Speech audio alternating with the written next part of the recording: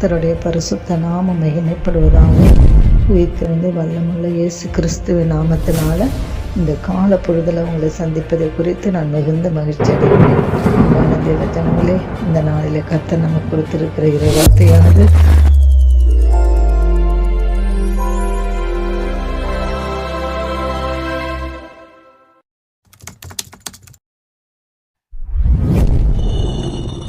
யோவானுக்கு எழுதின சுவிசேஷ புஸ்தகம் 10ஆம் அதிகாரம் 28வது வசனத்தை நம்ம வாசித்து தியானிக்கலாம்.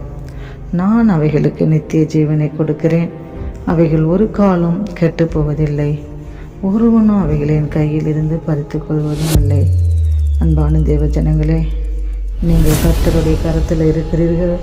அவருடைய கரம் பிரகாசமான கரமாய் இருக்கிறது, மகிமையுள்ள கரமாய் இருக்கிறது.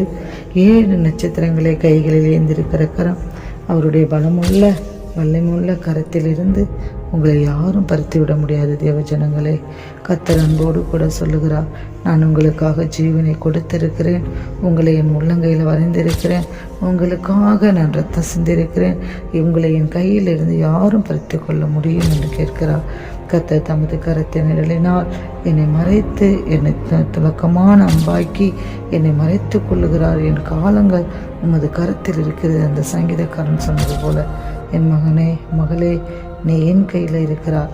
சாத்தான் எவ்வளவுதான் போராடினாலும், தீய மனுஷர் எவ்வளவுதான் உனக்கு விரோதமாக எதிரிட்டு வந்தாலும், என் கையில் இருந்து உங்களை யாரும் பறித்து கொள்ள முடியாது என்று கர்த்தர் இந்த நாளில் சொல்லுகிறார். அன்பான தேவ ஜனங்களே, தாவீதை கூட நம்ம பார்க்கும்போது கர்த்தருடைய பெரிய கரத்தை கண்டு, தேவனே உம்முடைய கரங்கள் என்னை உண்டாக்கினது, என்னை உருவாக்கிட்டு என்று அறிக்கை செய்தார். அன்றைக்கு கர்த்தர் அந்த கரத்தை தோமாவுக்கு நேராக நீட்டி, என் கரத்தை பார், என்னை உருவாக்கிய என் கரம் உனக்காக துளையிடப்பட்டிருக்கிறது, உன் விரலை நீட்டி என் கைகளை தொட்டு பார், அவிசுவாசியாமல் இருக்காமல் விசுவாசியாய் இரு என்று சொன்னார்.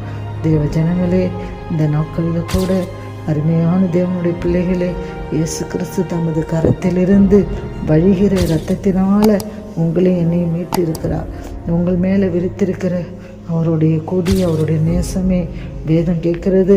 அக்கனிக்குள்ளாக திருக்கிறவன் யார்? தேவ பிள்ளையே, கிறிஸ்துவே மரித்தவர், அவரே எழுந்தும் இருக்கிறார், அவரே தேவனுடைய வலது பாரசத்திலும் இருக்கிறவர், நமக்காக வேண்டுதல் செய்கிறவர். கர்த்தருடைய கரம் நம்மளை சிருஷ்டித்தது மாத்திரமல்ல, நமக்காக ரத்தமும் சிந்தியது, காயங்களும் பட்டது, தழும்புகளும் ஏற்றுக்கொண்டது. அந்த அன்பின் கரத்தை காண்பித்து, ஏதோ உன்னை என் உள்ளங்கையில் வரைந்திருக்கிறேன், உன் மதில் எப்போது என் முன் இருக்கிறது என்று சொன்ன தேவன் சதா காலங்களிலும் நம்மோடு கூட இருக்கிறார். தேவ பிள்ளைகளே, அவர் சொன்ன வசனத்தின்படியா நான் அவைகளுக்கு நித்திய ஜீவனை கொடுக்கிறேன், அவைகள் ஒரு காலம் கெட்டு போவதில்லை, ஒருவனும் அவைகளை என் கையிலிருந்து பறித்து கொள்வதும் இல்லை.